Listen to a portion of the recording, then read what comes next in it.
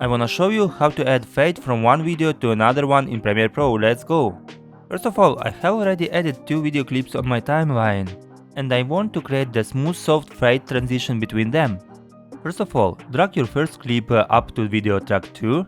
Next, place your second clip underneath it video track 1, overlapping by about 1 second. Next, select the top clip, go to the effects control panel, scroll down by the opacity, then click on to the stopwatch icon to enable keyframe animation. Move forward about half a second, then set the opacity to 0. Everything is ready, let's see the result. The problem is that it can be time consuming if you are working with a lot of clips.